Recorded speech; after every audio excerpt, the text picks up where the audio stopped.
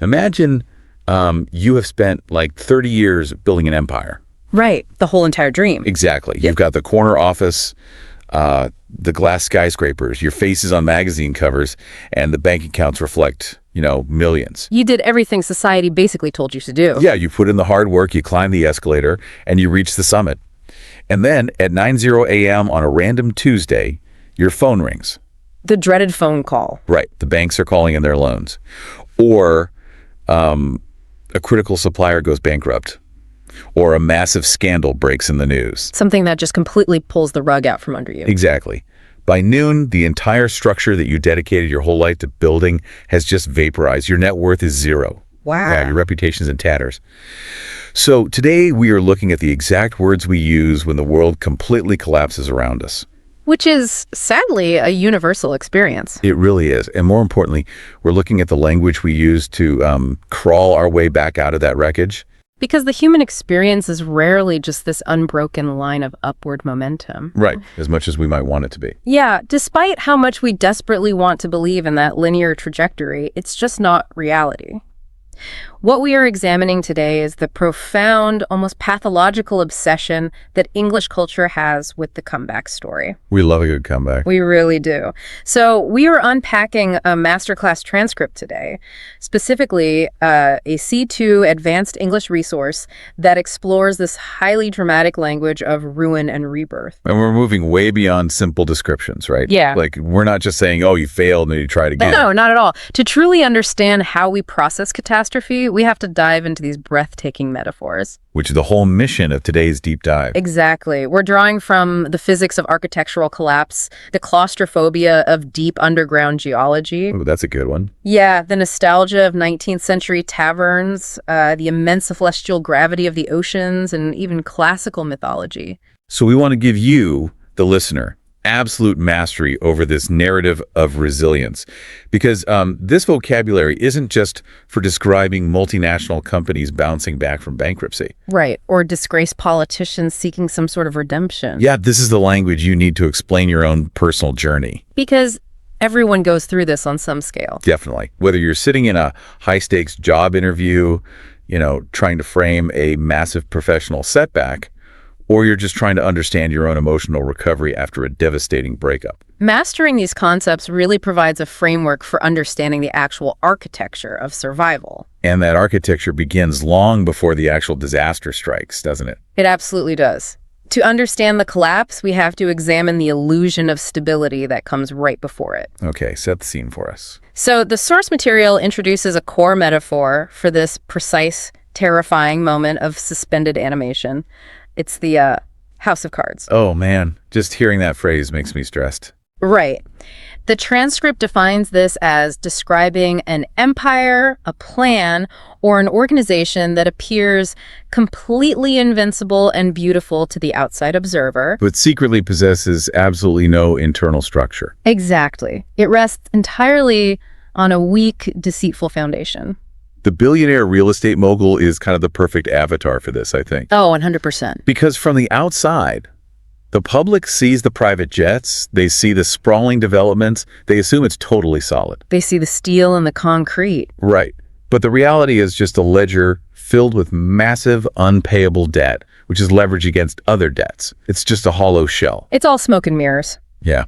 But I kind of want to dig into the physical origin of this phrase, because the source material points out that it doesn't actually originate from real architecture or construction. No, it comes from centuries-old parlor games, which is fascinating. Tell me more about that. Well, the physicality of the parlor game is what gives the idiom its tremendous psychological weight. Imagine sitting at a wooden table.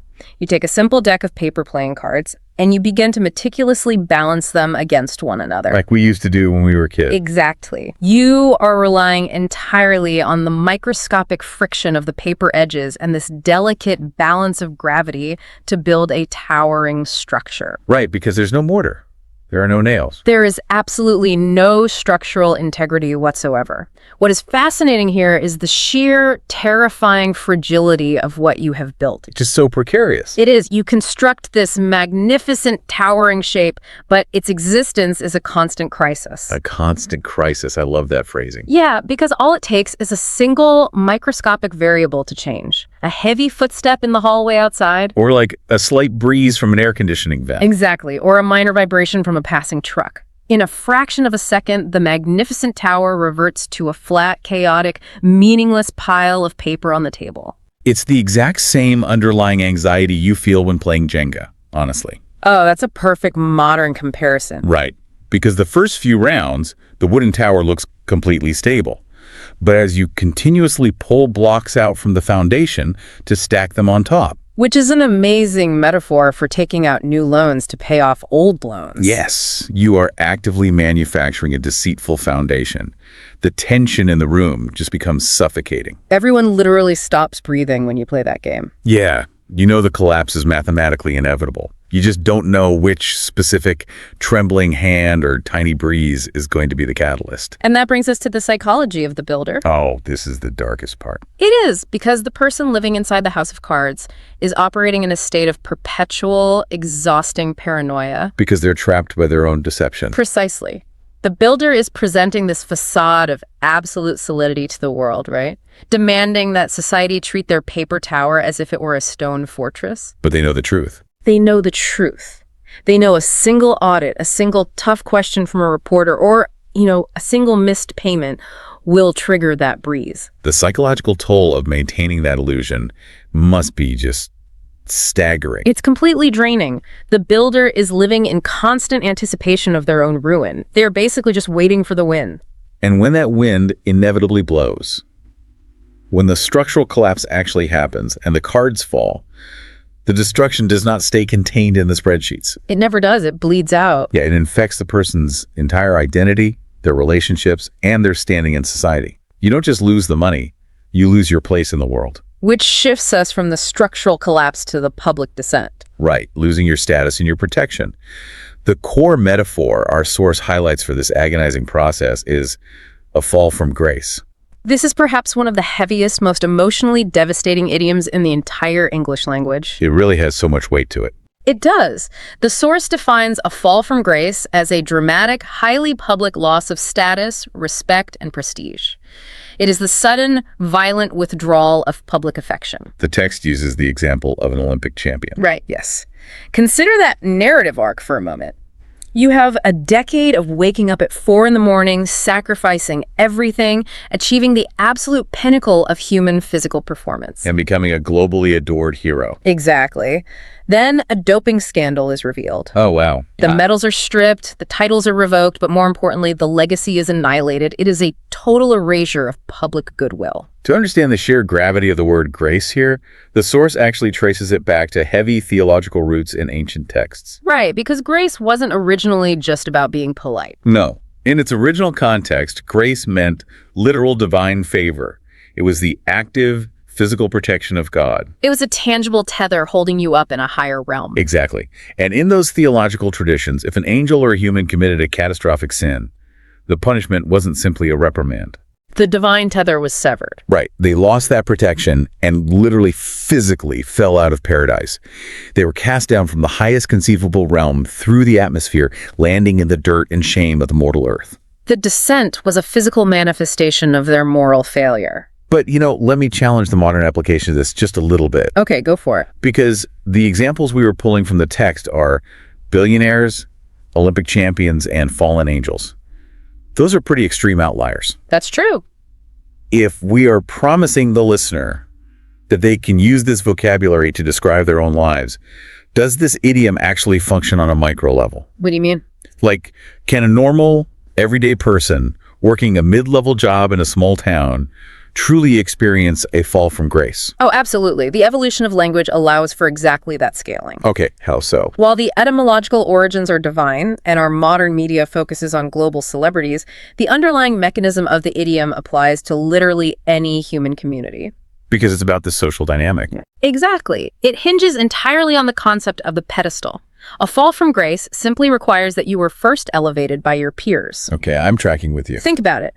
If you are a deeply trusted local school teacher or the treasurer of a small neighborhood charity, you possess a localized form of grace. Right, in a secular sense, that grace is the universal trust and respect of your specific community. Yes.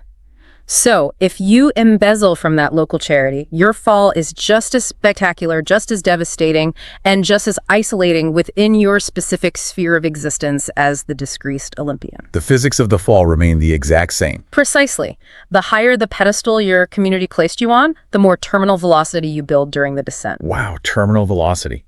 The kinetic energy of the word falling is really what makes this phase so terrifying. It implies a continuous, uncontrolled motion. Yeah, you are in free fall. The wind is roaring in your ears, the ground is rushing up to meet you, and you have absolutely nothing to hold on to. Every time you reach out to grab a branch, it just snaps. Exactly. Your friends stop returning your calls. Your professional network evaporates. Yeah. You are sinking lower and lower into the darkness. You're completely consumed by the anticipation of the impact. It feels like the anxiety of falling is almost worse than the landing itself. Oh, the anticipation of impact is a form of psychological torture, but gravity dictates that a body cannot fall forever. Eventually, the descent has to terminate. Right. The kinetic energy must find a surface to disperse against. And this brings us to the moment the thinking mercifully but brutally starts. The paradox of the nadir. Exactly. The idiom the source material provides here shifts us away from the celestial skies and plunges us deep underground, hitting rock bottom. Right, hitting rock bottom. It's defined as reaching the absolute lowest, most miserable and desperate point in a life, career, or financial situation. The text paints a really stark picture here. It does. It describes a bankrupt man who has lost his business, his home, and his marriage, sitting in an empty room realizing that his net worth and his social capital have both reached zero. He has absolutely nothing left to lose. The geological imagery here is incredibly deliberate, isn't it? It is. Imagine the process of drilling a well or digging a massive trench into the earth. For a very long time, you are simply digging through soft, yielding topsoil. Which is relatively easy to get through. Right, but then you hit mud, then wet, suffocating clay. As you sink deeper and deeper into the dark earth, the walls start to press in on you. And every time you try to establish a foothold to climb out, the wet clay just gives way and you slide further down into the darkness. That perfectly captures the claustrophobic panic of a failing life. It really does. When you are caught in the mud of a collapsing business, every frantic decision you make usually just creates more mud. Like thrashing around in quicksand. Exactly. You try to take out a high-interest loan to cover payroll, and you just sink deeper. You tell a lie to cover up a missed deadline, and the clay swallows you further. You are desperately thrashing around in the soft, dark earth, exhausting yourself just trying to slow the descent. But eventually, beneath all that soil, mud, and clay, the Earth's crust actually changes. You strike solid, impenetrable bedrock. You hit the literal bottom of the rock layer. And this is where the source material introduces a really profound paradox in English storytelling. Right, the paradox of the bottom. Because rationally, you would assume that hitting the absolute lowest, hardest, most bruising point of your existence would be the tragic finale. You have slammed into the concrete. Game over. Yeah, exactly. But in the architecture of the comeback story, hitting rock bottom is actually framed as a profoundly positive turning point. Which seems completely counterintuitive. It does. How does the language justify that psychological flip? Like, how is being at your absolute lowest point a strategic advantage? It's because of the physics of the bedrock itself. Right. Once you hit that solid rock layer, it is physically impossible to sink even 1 millimeter deeper. Wow, okay, so the agonizing, uncontrolled freefall is finally over. Yes. The exhausting thrashing in the slippery mud has ended. The worst conceivable outcome has officially arrived. So the anxiety of anticipation just vanishes. It evaporates. Because when you are falling from grace or struggling in the mud, 90% of your mental energy is consumed by the panic of what might happen. Right. What if I lose the house? What if they fire me? But once you hit rock bottom, you have lost the house. You are fired. The monster that was chasing you has finally caught you. And the shocking realization is that you are still breathing. Exactly. The liberating psychology of having zero capital is that you are no longer burdened by the effort of protecting it. The mechanics of recovery demand a solid foundation. You cannot jump off of mud. Right. If you try to push your legs against soft, wet clay, the energy just dissipates and you sink further. But once you have a hard, unforgiving, solid surface of bedrock beneath your feet, you finally have resistance. You have something to push off of. It forces a complete radical rethink of your entire strategy. Because you can't go down anymore. Right. You're no longer trying to patch up the fragile house of cards. You are standing in the dark, bruised and battered on bare rock, looking up at the distant light of the surface and deciding to build something completely new. This time, anchored directly to the bedrock. It is the ultimate indestructible foundation. It is. However, our deep dive into this narrative reveals that simply standing on rock bottom is insufficient. Yeah, you can't just stay down there. Right. You have found the floor, but you are still deep underground. If you intend to climb back up to the surface, you face a severe logistical problem. Okay, what's the problem? You cannot scale a vertical cliff face if you are carrying 100 pounds of rocks in your backpack. Oh, wow. That makes so much sense. You cannot carry the heavy, suffocating weight of your past mistakes into your new life. Exactly. You have to process the history of your ruin before you can even begin to ascend. And the psychological mechanism for this is perfectly captured in our next core metaphor from the C2 masterclass, which is wiping the slate clean. The source material defines wiping the slate clean as making a conscious, deliberate decision to completely forgive past mistakes, to eradicate old debts or lingering arguments, and to initiate a fresh start devoid of negative baggage. The text illustrates this with a really good corporate scenario. Yeah, a newly appointed CEO steps in front of a demoralized workforce at a failing company. Right. They acknowledge all the toxicity and the massive failures of the past decade, but they announce that as of today, they are wiping the slate clean. No grudges will carry over. The company is starting at year zero. The tactile historical origins of this idiom are just fascinating because they actually require physical labor. Yeah, it's not a digital metaphor. Now, the metaphor takes us back to 19th century schoolhouses and local taverns. Before cheap paper was mass-produced and widely available. Exactly. School children did their mathematics and grammar exercises on small, heavy boards made of dark slate rock, and they wrote with brittle pieces of chalk. The unforgiving nature of the slate is key here. There was no backspace key. Right. There was no undo button. There was no digital archive. If a student made a catastrophic error in a long mathematical proof, they couldn't just cleanly erase a single digit with a rubber eraser. No, they had to take a wet cloth and physically wash the chalk off the entire surface of the stone. It required water and friction to dissolve the error, leaving them with a perfect, damp, blank surface to attempt the equation again. The source also notes the economic application of this in taverns, which I love. Yes. Bartenders didn't use massive, expensive paper ledgers to track the running debts of their regular patrons. Right. They wrote the debts in chalk on a literal piece of slate behind the bar. And if a patron had a sudden windfall and paid off their enormous tab, the bartender would literally take a wet rag and physically wipe the slate clean. The debt just vanished into a damp rag. The physicality of the metaphor is what makes it so enduring, I think. You literally have to take a wet cloth and wash away the history. It is an active intervention. It doesn't just happen passively over time. Exactly. But let me push back on the psychology of this for a second. Okay, lay it on me. Because in a cinematic narrative, wiping a slate clean sounds incredibly triumphant. But let's apply this to actual human behavior. Right, the messy reality. Is it ever truly that simple to just erase negative baggage? I mean, if you've ever actually used a chalkboard, you know that when you wipe it with a wet rag, the chalk doesn't entirely disappear. That's very true. When the water dries, there's almost always a faint, dusty, white smudge left behind. The ghost of the chalk. Yes, the ghost of the previous math equation is still faintly visible on the board. You can't just mandate trauma out of existence with a corporate memo. The history is still there in the room. That is a highly observant critique of the metaphor, and it exposes the very heart of the psychology of forgiveness. You are entirely correct. The dusty smudge remains. It has to, right? Yes. The ghost of the debt lingers. Wiping the slate clean does not equate to literal amnesia. It doesn't demand that you magically forget the agonizing terror of the house of cards collapsing. Or the painful bruises of hitting rock bottom. It does not erase the memory of the betrayal. You can't pretend the ruin never happened. Precisely. What wiping the slate clean actually represents is an active structural choice regarding how you will operate in the future. Ah, okay. It is a conscious decision not to allow that faint chalk smudge to dictate the variables of your next equation. Oh, that's beautiful. So in the context of a personal comeback story, this usually isn't about forgiving an external enemy. Oh, not usually. It is the agonizing process of forgiving yourself. Which is the hardest part. It really is. You have to forgive yourself for being foolish enough to build the deceitful house of cards in the first place. And you have to forgive yourself for the desperate, unethical decisions you made while thrashing around in the mud. Wow.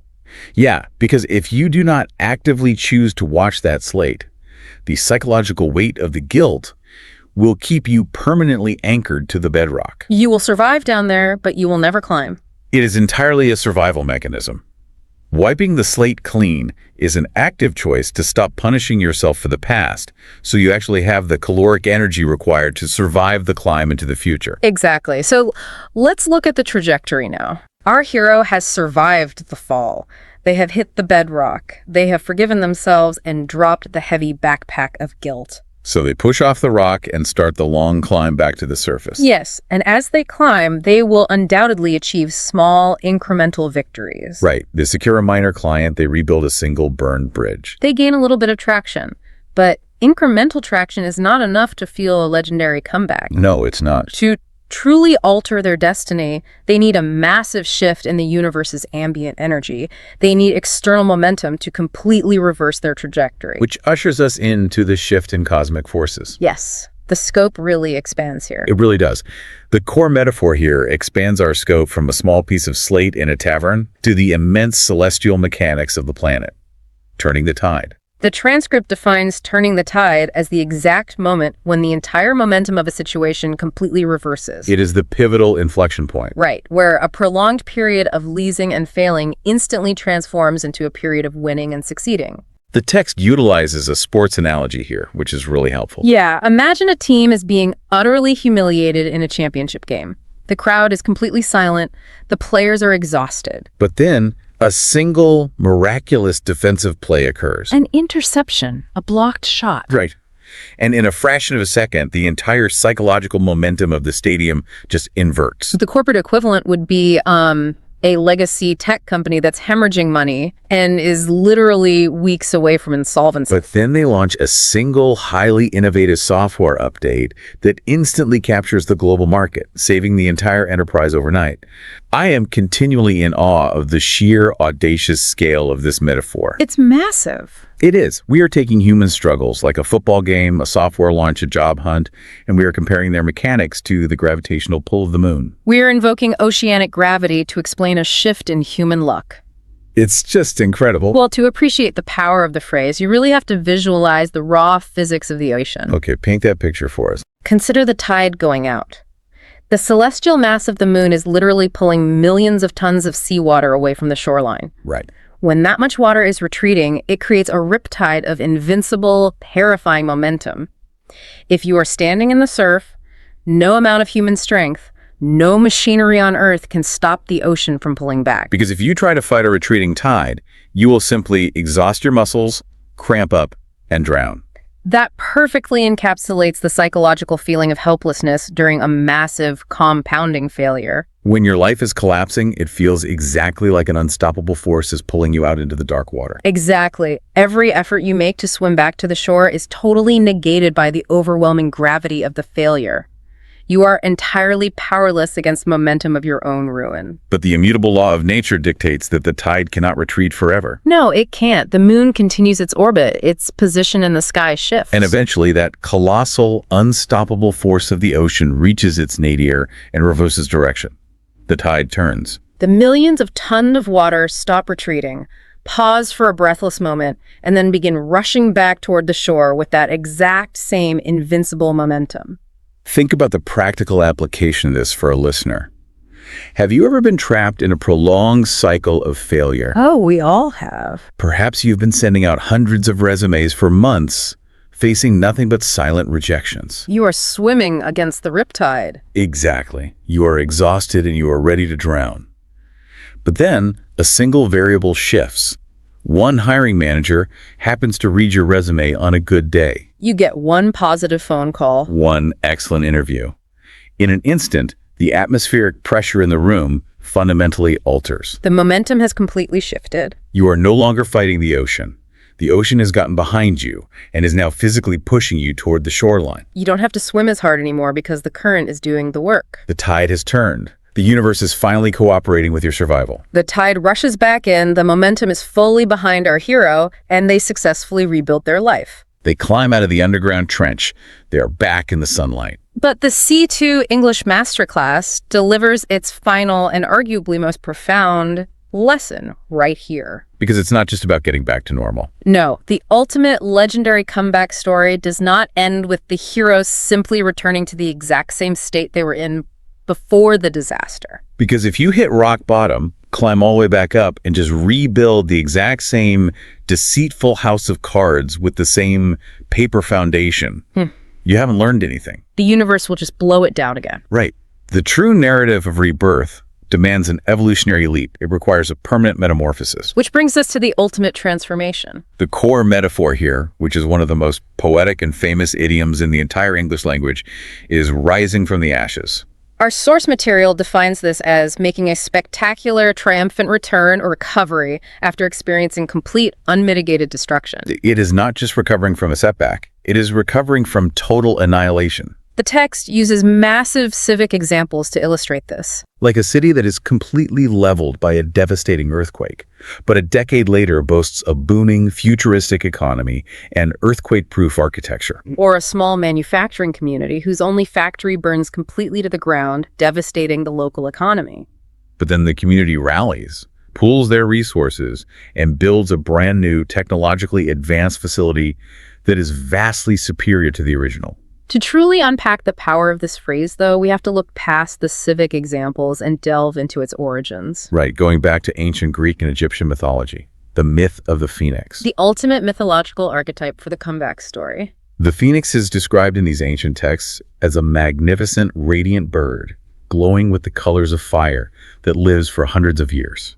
However, its immortality is not a linear, unending continuation of the same life. No. When the phoenix grows old, when its feathers lose their luster, when it becomes tired and weak, it does not simply pass away in its sleep. It undergoes a radical, violent transformation. The bird builds a nest of aromatic woods, and then it bursts into terrifying, all-consuming flames. It burns itself completely to the ground. It is reduced to absolutely nothing but a pile of dead, gray, formless ashes. Let's isolate that specific detail for a moment, because the mechanics of the myth are vital to understanding the human psychology it represents. The old bird had to suffer terrifying flames. It had to be reduced to dead, gray ashes. The destruction was not an unfortunate accident that interrupted its life.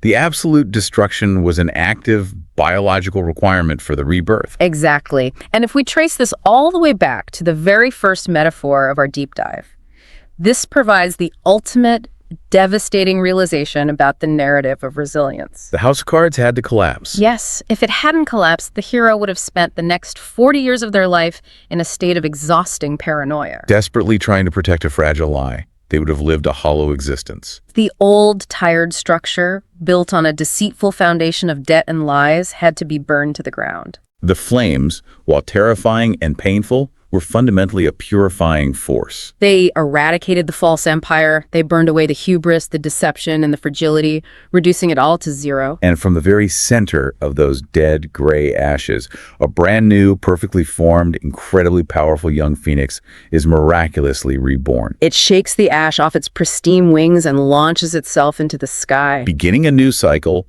vastly stronger and more vibrant than the tired old bird that had to burn. This is where the profound poetry of the English language really shines. This vocabulary transcends simple, sterile, corporate definitions of success. We are no longer talking about a CEO engineering a positive quarterly earnings report. No, we are speaking to the very core of human resilience. It is the miraculous human ability to endure total ruin. To watch everything you love be reduced to zero. And to possess the architectural genius to use that zero as the foundation for a masterpiece. Wow. It has been a truly cinematic journey we've taken today through the mechanics of this vocabulary. It really has. Look at the narrative arc we've traced. We began with the delicate, anxiety-inducing, inevitable collapse of the House of Cards. We experienced the terrifying, violent public freefall from grace. We sank through the suffocating mud until we finally slammed into the brutal reality of rock bottom. We realized we were finally standing on solid ground. We took a wet cloth, and we actively made the excruciating choice to wipe the slate clean. To forgive our own foolishness. We waited in the dark for the immense celestial gravity of the moon to turn the tide. And finally, we embraced the purifying flames to rise, evolved and indestructible as a phoenix from the ashes. It is a masterclass in narrative structure as much as it is a vocabulary lesson. And for you, the listener, the practical application of internalizing this arc is immense. Because utilizing these metaphors in a high-stakes job interview, or weaving them into an academic essay, or even employing them during a difficult, vulnerable conversation with a partner, it does far more than just demonstrate that you have acquired C2 advanced vocabulary. Because anyone can memorize a flashcard of idioms, right? Yeah. Exactly. Stating the words isn't the magic trick. The true power lies in deploying these metaphors correctly, which demonstrates a deep, empathetic understanding of human psychology and narrative tradition. It proves to whoever's listening to you that you truly understand the architecture of resilience. It signals that you do not view failure as a terminal event. You understand that complete ruin is often a necessary structural phase of the blueprint for success. Which brings us to the end of our deep dive today. The original source material concluded with a really wonderful community exercise. Oh, I loved this part. The instructors asked their readers to delve into their own histories and share their stories in the comments. They asked, tell us about a time you hit rock bottom and found the strength to push off the bedrock. Or, have you ever witnessed someone in your own life rise from the ashes? It is a powerful reminder that this cycle of ruin and rebirth is a completely universal human experience. We all go through it. But it also leaves me with a final, somewhat provocative thought.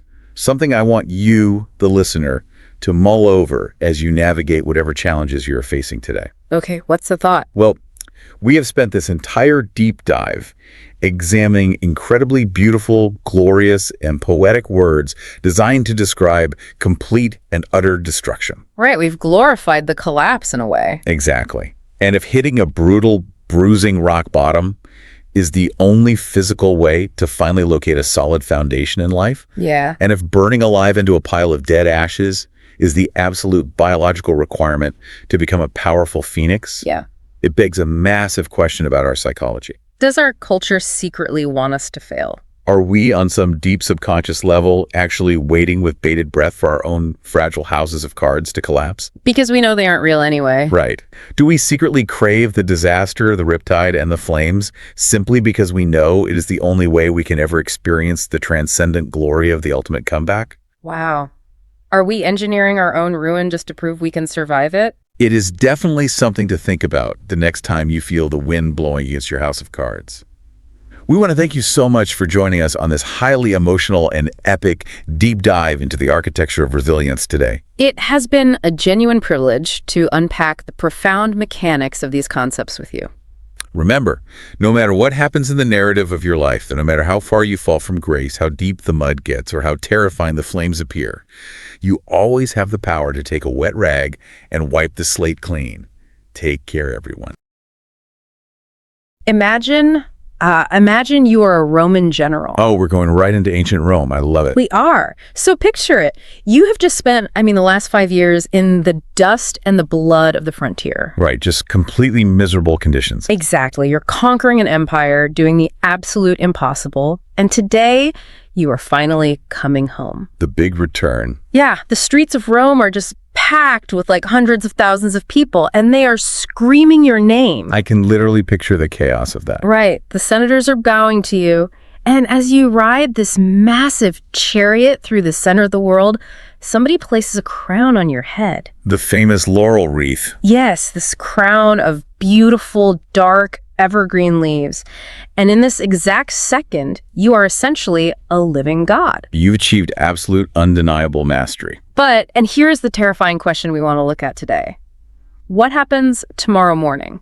Tomorrow morning. Yeah, when the parade is over. Exactly. Right. You wake up, the pain is washed off, the cheering has stopped, and you have absolutely nothing left to conquer. It's the ultimate crisis of success, isn't it? It really is. You reach the absolute pinnacle of human achievement, and suddenly you realize something terrifying. That getting to the top was only half the battle. Right. Surviving the top and somehow leaving a mark that outlasts you, well, that is a completely different war. Welcome in, everyone. Today, we are taking a deep dive into basically the architecture of greatness. And we are so glad you're here with us. Now, usually when we talk about success or, reaching the top of your field in the modern world, the language we use is incredibly clinical. Oh, it's so dry. It really is. We say things like they met their key performance indicators. Or they maximize shareholder value. Just thrilling stuff. Right. Or they achieved optimal market penetration. It's totally sterile. It literally sounds like you're reading a spreadsheet. It completely lacks any sense of soul. I mean, we use that corporate speak because it's safe, right? It's easily measurable. Yeah, you can put a number on it. Exactly. But when you step into the realm of undeniable mastery, that spreadsheet language completely breaks down. It's just entirely insufficient. When you look at individuals who haven't just succeeded, but who have completely redefined what it means to be brilliant at what they do, you need a descriptive landscape that actually carries some weight. And that is exactly our mission for this deep dive. Yes, it is. We are exploring a truly fascinating linguistic masterclass. It's all about the exact vocabulary used to describe ultimate human mastery and enduring legacy. And these notes come from an advanced C2 level English instructional framework. Right, and if you aren't familiar with that term, C2 is essentially the absolute summit of language proficiency. It's the realm where you are no longer just communicating basic facts. Right, you're not just asking where the bathroom is. Exactly. At C2, you are manipulating nuance and culture and heavy history. And what makes this specific framework so captivating to me is that it doesn't just teach vocabulary through boring grammar drills. No, not at all. It uses magnificent, sweeping historical metaphors. It pulls from ancient global economics, from Latin literature, from the classical vaudeville stage, and even from Olympic history. It essentially uses language as a time machine. It pulls these ancient, weighty concepts forward so we can apply them to modern brilliance.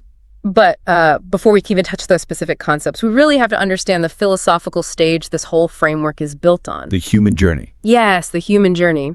The core idea here is that mastery is not something you're just born with. Right. Nobody just wakes up as a legend on a Tuesday. You really have to survive a brutal, very long road to get there. Every legend starts at the absolute bottom. You begin as the underdog. The underdog phase, that's where you're fighting against these established giants. Yeah, and you have to achieve the impossible just to get anyone to even notice you. You have absolutely zero resources. Yeah. But you just have this immense hunger. And then, if you somehow survive that phase, you evolve into the pioneer. Right, you're out there in the wilderness of your industry. Literally hacking away at the brush with a machete, blazing a trail that nobody has ever walked before. You are quite literally inventing the future. But the wilderness is dangerous. So inevitably, you fail. You make some catastrophic mistake. The market completely turns on you, or your grand idea collapses. Exactly. So then you have to transition into the hero phase. The hero has to rise from the ashes of their own failure. You learn from it, and you rebuild stronger. So you have the underdog, the pioneer, the hero. You endure all of that trauma and growth. But what happens when you finally clear the wilderness? Right. What happens when you finally climb that mountain, you plant your flag, and you look around, and you are no longer competing with anyone? You have become the ultimate standard. And that, right there, is where our journey today actually begins. Because society needs a completely new metric to measure you by once you hit that point. Promise you this, by the end of this deep dive, you are going to have a highly sophisticated, deeply polished blueprint for articulating this exact state of greatness. Whether you are in a boardroom praising a brilliant colleague, or writing a case study on a dominant tech company. Or honestly, even just sitting quietly and defining your own ultimate career ambitions, you're going to have the precise vocabulary to sound incredibly distinguished. It's really about signaling to everyone in the room that you understand the difference between fleeting success and permanent legacy. So let's get into it. Our very first concept. You have survived the journey, you are at the top, and you have become the ultimate benchmark. The phrase that captures this exact state of perfection is being the gold standard. The gold standard. Now, this is a phrase you probably hear all the time. It's everywhere. Oh, constantly. But to truly understand the gravity of it, we have to take a trip back in time. We need to look at the origins of global economics and, honestly, the sheer terror of paper money. It really was a terrifying transition for humanity, if you think about it. It makes total sense, though. If we look back through centuries of human commerce, everything was based on trading items of intrinsic value. A tangible reality. Right. Like, if you were a farmer, you might trade a cow for 50 sacks of grain. And that makes sense because the cow has physical utility. It produces milk. And the grain has physical utility. You can eat it. Even when society moved to using coins, it was still a tangible transaction. Yeah, if I hand you a solid silver coin in exchange for, I don't know, a sword. You aren't trusting me, right? Yeah. You're trusting the silver itself. Exactly. You can literally weigh that coin in your hand. You can bite it to see if the metal is soft. And if the government collapses tomorrow morning, you still have silver. Right. You can just melt that silver down and make a cup out of it. It has undeniable physical weight in the real world. But then human economies grew too large. They really did. Carrying around heavy wooden chests of silver and gold became a massive logistical nightmare. For merchants, for governments, for everyone. So society introduced paper money, and this is where the massive anxiety begins. Because inherently, paper money has absolutely zero value on its own. It is quite literally just cheap paper and a little bit of ink. Imagine being a 17th century merchant.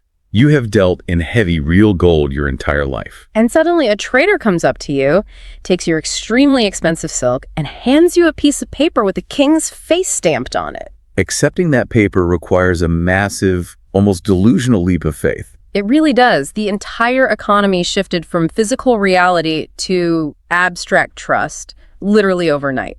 Because you had to believe that if you took that piece of paper, a baker across town would eventually accept that same piece of paper from you in exchange for bread. And if the baker doesn't believe in the paper, you starve. That is an enormous amount of abstract trust to demand from an entire civilization all at once. The anxiety must have been palpable. People were naturally hoarding actual metals because they just didn't trust the ink. So governments had a huge problem on their hands. How do you cure this society-wide anxiety? How do you convince an entire nation that this abstract piece of paper isn't just worthless trash? You have to anchor it to something real. You have to make a very big promise. And that promise was that every single piece of paper money could, at any moment, be taken to a bank and traded in for physical gold. And they chose gold for a very specific reason, not just because it's shiny. Right, it's not just pretty. No, gold is the ultimate uncorrected measure of value. It's fascinating chemically, too. Yeah, it doesn't tarnish, right. It doesn't tarnish, it doesn't rust, it doesn't degrade over time like other metals. And it is rare enough to be incredibly valuable, but not so rare that you can't circulate it. Exactly. So it became the absolute baseline of reality in an economic system that was suddenly built entirely on fragile promises. And this is where the linguistic transition in our framework is just brilliant. Because in the modern era, our global economy has completely abandoned this system. Totally abandon it. We don't use the literal gold standard anymore. If you take a $20 bill to a central bank today and ask for your gold, they will literally laugh you out of the building. We operate on fiat currency now, which is backed only by government decree.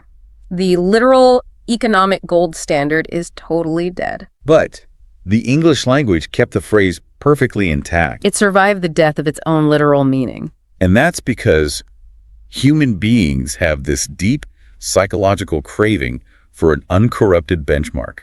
We still need an anchor. So idiomatically, when we call a person, a company, or product the gold standard today, we are saying they are the physical gold. They are the reality backing up the abstract promises of their entire industry. Let's ground this in the real world for you listening.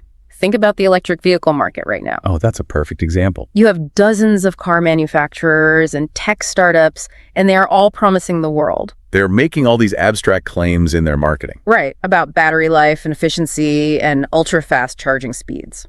But there is usually one specific dominant battery technology company that actually delivers perfection in reality. And that company is the gold standard. They are the anchor of reality for the whole EV sector. When a competitor issues a press release about a new battery, the industry doesn't judge it against some theoretical ideal. No, they judge it entirely against what that one specific dominant company is already doing. Because that dominant company is the literal measure of value. Or think about hospitality.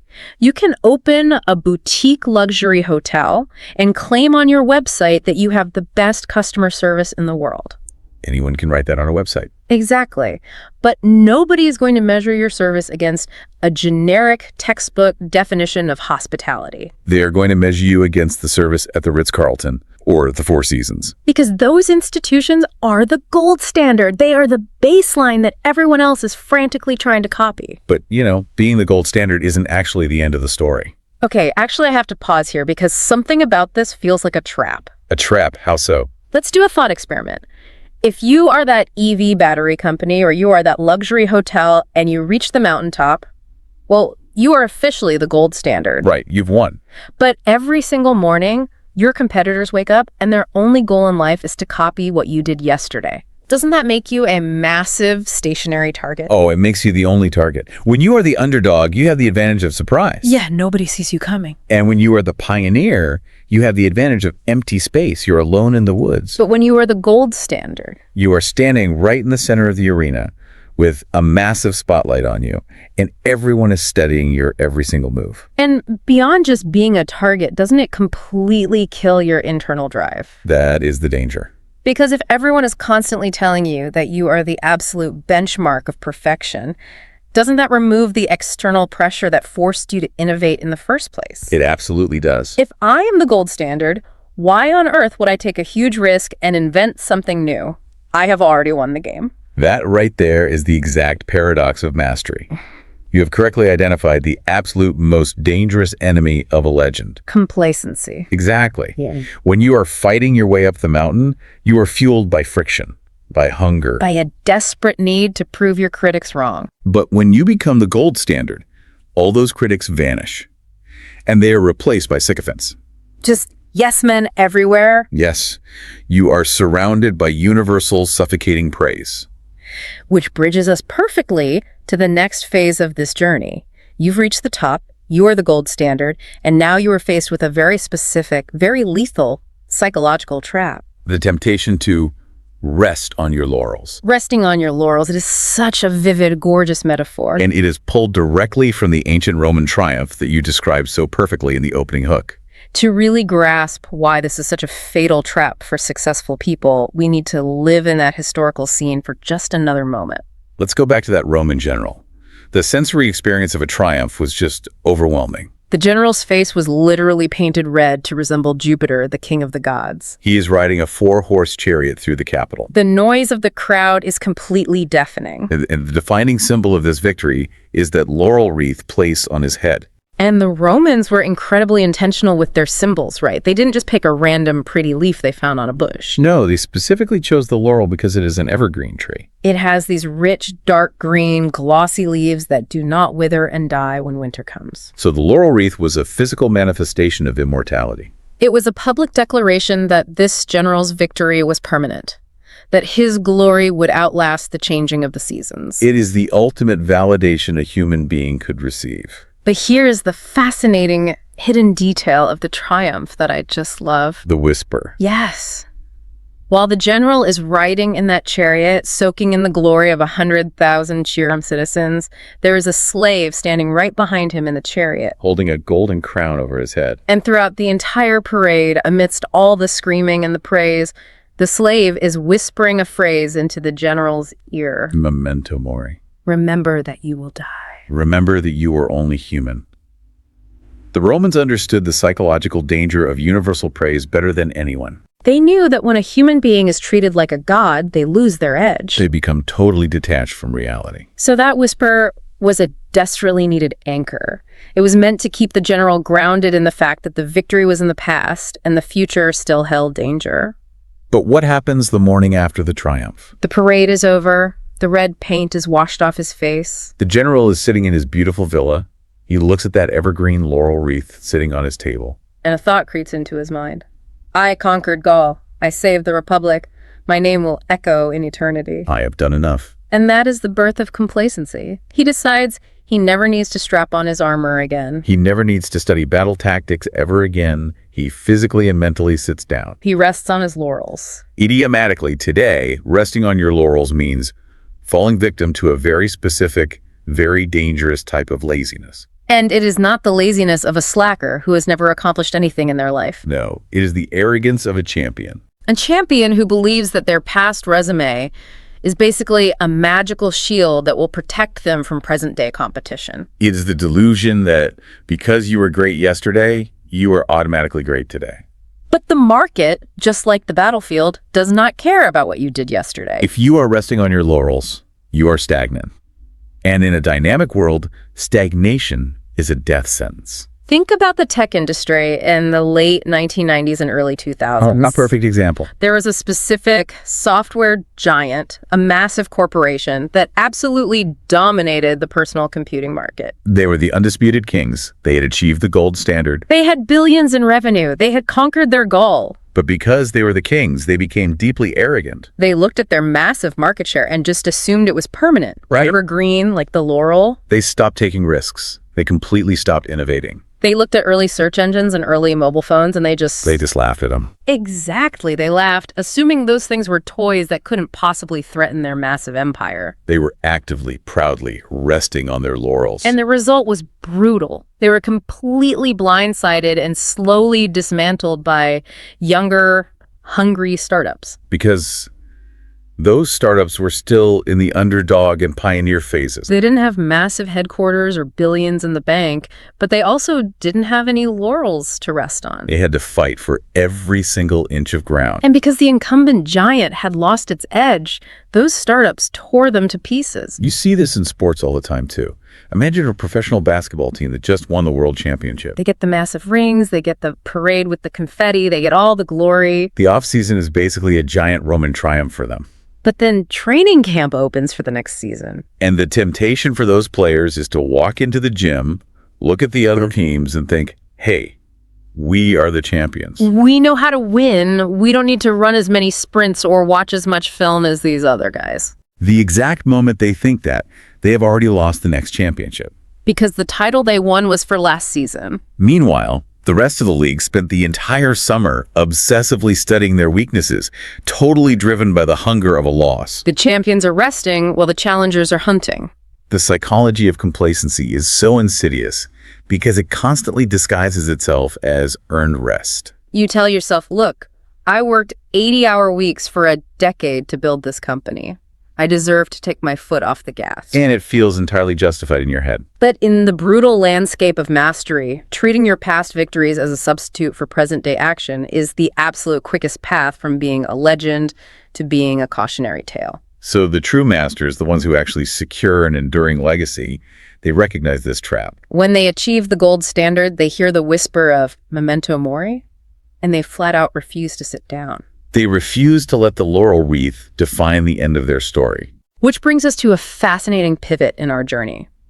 If you are a true legend and you refuse to succumb to complacency, what do you actually do with all your remaining time? And your accumulated genius and your resources. Right. You don't just keep churning out the exact same product. You don't just win another generic battle. You aim for immortality. You pour every ounce of your soul into one final monumental creation. You create your magnum opus. Magnum opus. Even just the phonetic sound of the phrase feels majestic and weighty. It's a Latin phrase that translates directly to great work. But simply calling it a great work doesn't even begin to capture the historical obsession and the agony associated with this concept. Not at all.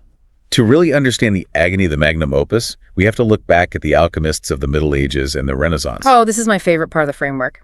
We usually think of alchemists today as like crackpots or wizards in pointy hats. Right, brewing potions in a cave. But these were actually the early scientists. They were brilliant, deeply obsessed individuals. And they had one ultimate goal that consumed their entire existence. The creation of the Philosopher's Stone. The mythological substance that could turn base. Common metals like lead into pure, flawless gold. It was also believed to be the elixir of life, granting immortality. For an alchemist, creating the Philosopher's Stone wasn't just a side project or a weekend hobby. It was their magnum opus. Imagine the sheer psychological toll of this quest. These alchemists would lock themselves in dark, sweltering laboratories for decades. They were breathing in toxic mercury fumes all day. Going completely bankrupt, buying rare minerals and equipment. They would fail thousands upon thousands of times. Their skin would be stained, their lungs would be totally ruined. And yet they kept going because they believed that this one single achievement, this great work, would transcend mortality. It was an impossible, agonizing pursuit of absolute perfection. And while alchemy eventually gave way to modern chemistry, that obsessive, agonizing pursuit of a single immortal achievement was perfectly inherited by classical artists. For a master painter or a sculptor, A magnum opus isn't just another commission to pay the bills. No, it is the project that defines their entire existence. It is the singular creation where they attempt to synthesize absolutely everything they have ever learned into one perfect expression. This actually raises a really interesting distinction between volume and pinnacle. Let's look at an artist's career to explain that. An artist might be incredibly prolific. They might paint, say, 500 paintings over the course of 40 years. And many of those paintings might be very, very good. They might be commercially successful, hanging in nice galleries. Volume is impressive, and yes, it pays the bills. But volume does not secure your legacy in the history books. An artist is rarely remembered for their 500 good paintings. They are remembered for their one masterpiece. The magnum opus is the pinnacle. It is the piece where they poured so much of their literal soul onto the canvas that it stands completely apart from everything else they ever did. The perfect, undeniable example of this is Leonardo da Vinci and the Mona Lisa. Da Vinci was a polymath. He was a genius in a dozen different fields. He created thousands of sketches, he designed early flying machines, he studied human anatomy. He painted beautiful murals like The Last Supper. But the Mona Lisa is his true magnum opus. And it wasn't a quick project. He worked on it for years, constantly refining it, carrying the painting with him whenever he traveled. The Mona Lisa is the complete distillation of Da Vinci's genius. It perfectly captures his groundbreaking use of sfumato, that blurring of lines to create depth. It captures his deep understanding of optical illusion, of anatomy, and human psychology in her enigmatic smile. He essentially put his entire worldview into that one small piece of wood. In modern English, we use this classical term very broadly, but the gravity remains exactly the same. A magnum opus is the absolute greatest, most significant, and most renowned achievement of a person's entire life or career. It is the thing that will be mentioned in the very first line of their obituary. And it applies to almost any professional field today. Take academia, for example. You might have a professor of theoretical physics who has spent 30 years in the academic trenches. They have taught thousands of students. They have sat on endless, boring committees. They have published dozens of highly respected, peer-reviewed papers. That is the volume of their career. But then, in their late 60s, they synthesize those 30 years of research into one massive 900-page book that completely redefines how we understand quantum mechanics. The entire academic community reads it and immediately recognizes it. This isn't just another paper. This is his magnum opus. It is the culmination of his life's intellectual labor bound in a single volume. Or consider architecture. An architect might spend 20 years designing highly functional office buildings, shopping centers, maybe some high-end residential homes. They are successful. They are the gold standard of their local market. But then they win a massive commission to design the central library for a major city. And they know this is their shot. They pour everything they know about natural light, about the flow of human movement, about acoustics and community into this one single structure. When the library opens, it is breathtaking. It immediately becomes an iconic landmark. That building is their magnum opus. It is the physical, concrete manifestation of their highest potential. It's a beautiful concept. But wait, let me ask you this. Is a magnum opus always recognized in its own time? Or is it something that only becomes a magnum opus in retrospect? That is a phenomenal question. Because if you think about it, Da Vinci knew the Mona Lisa was special to him, but did he know it would be the single most famous painting in human history? The answer is usually retrospective.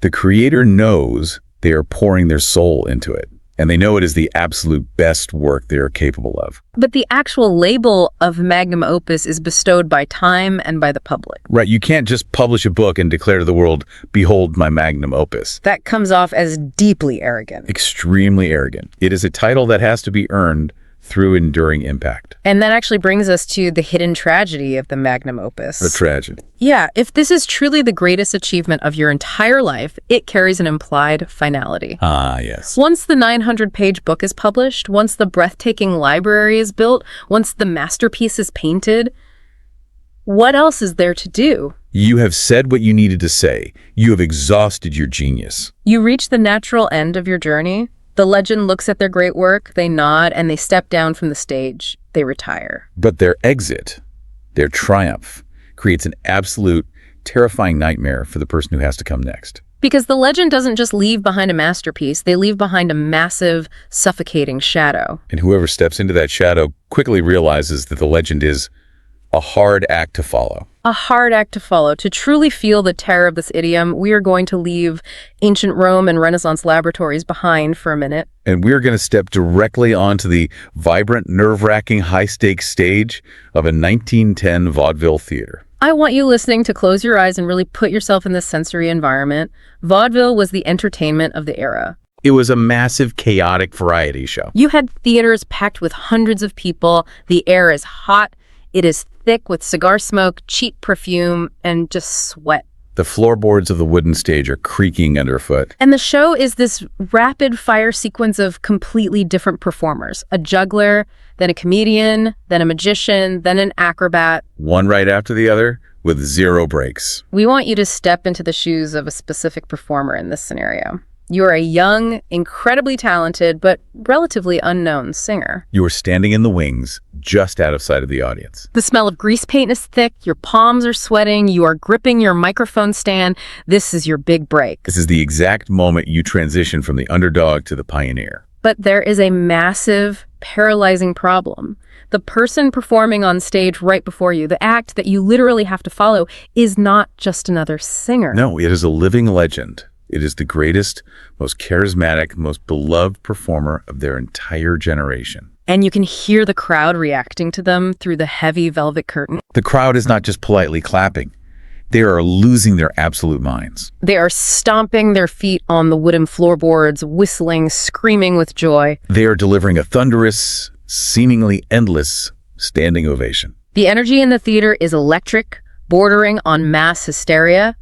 The previous performer has given them a transcendent, once-in-a-lifetime emotional experience. And then the music swells, the legend takes their final bow, and the curtain slowly closes on them. The applause begins to die down. The stage manager taps you on the shoulder and points to the center mark. Now you have to walk out there. Think about the psychological terror of that exact moment. That is deeply Unfair. The audience's baseline for satisfaction is now impossibly stratospherically high. They just witnessed absolute perfection. They are emotionally exhausted. And as you walk out, they look at you and they expect you to be just as good, if not better. The previous performer was such a spectacular act that following them feels completely impossible. Your talent almost doesn't matter. You could be brilliant, but because you are being immediately compared to a legend who just delivered their magnum opus, you just look average. It is the paradox of legacy. A legend's ultimate success actually becomes a massive, sometimes insurmountable hurdle for their successor. Idiomatically, when we say someone is a hard act to follow, we mean they were so incredibly talented, so successful, or so universally beloved in their role that whoever replaces them will struggle immensely just to meet the public's impossibly high expectations. This theatrical anxiety translates perfectly into modern professional life. It happens in boardrooms, hospitals, and schools every single day. Let's look at the corporate world. Imagine a brilliant young executive who has just been hired as the new CEO of a major company. On paper, this is a massive victory for her. But the context is brutal. She is replacing a legendary, beloved founder. A CEO who built the company from scratch, who doubled profits every single year. Who knew every employee's name and who just retired after delivering their magnum opus product launch. The new CEO could be incredibly competent. She could be exactly what the company needs for its next phase of growth. But she is stepping onto a stage where the audience, the board of directors, the shareholders, and the employees are still giving a standing ovation to the ghost of the previous CEO.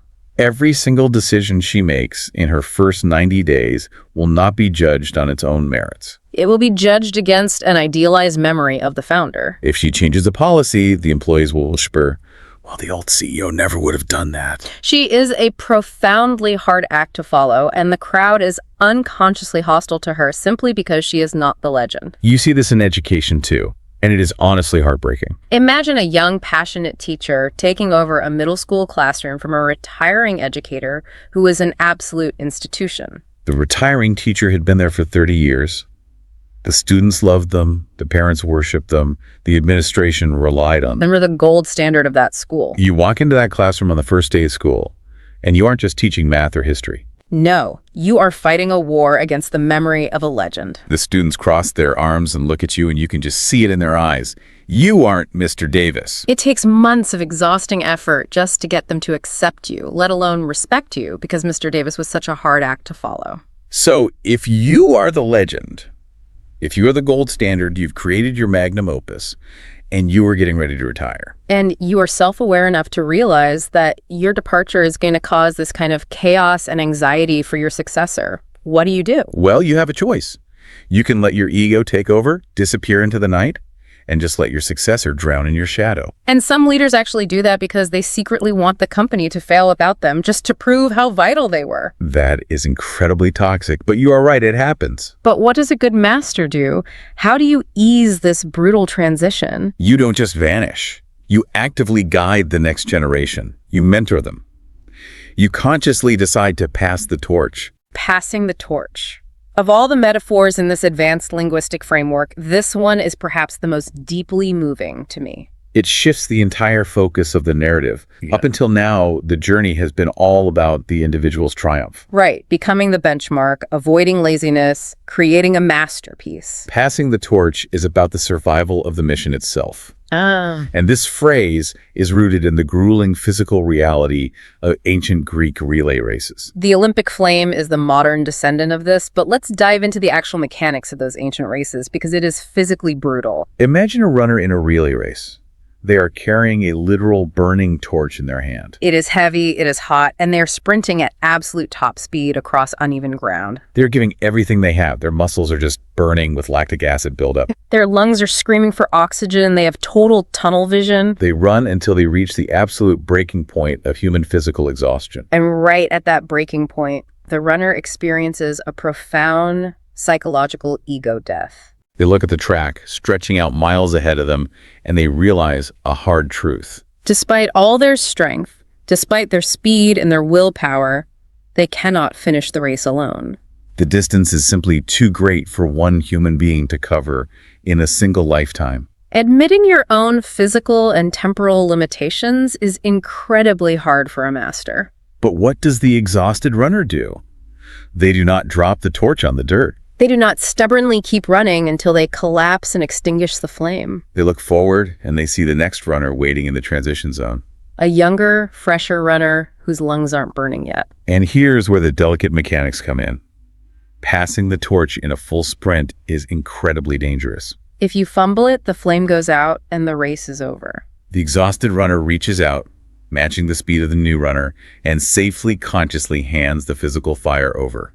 It is a deliberate transfer of energy, of responsibility, and of light. The fresher runner takes the flame and carries it forward into the future, continuing the race that the first runner could no longer physically run. Idiomatically, to pass the torch means to carefully, respectfully, and intentionally transfer leadership, knowledge, power, or a vital mission to the next generation.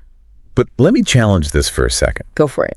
Isn't passing the torch sometimes just a polite way of saying you are dumping your responsibilities onto someone else because you are tired? Like, hey, this company is a mess. I'm exhausted. Here's the torch. Good luck. Yeah, exactly. That is dropping the torch, not passing it. Passing the torch requires active mentorship. It requires running alongside the new runner for a moment to ensure they have a firm grip before you let go. Right. It is not abandonment. It is succession planning at its most intimate level. It is ensuring that the legacy continues long after you are physically gone. The modern applications of this capture that intimacy perfectly. Think about a family business. A founder builds a manufacturing company from the ground up over 40 years. It is his life's work. He navigated the underdog phase. He pioneered new techniques. He became the gold standard. But eventually, he is in his 70s. He reaches the limit of his endurance.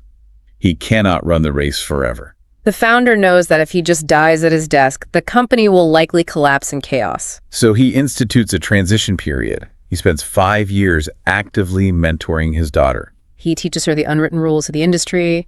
He introduces her to the key clients. He explains the failures he survived.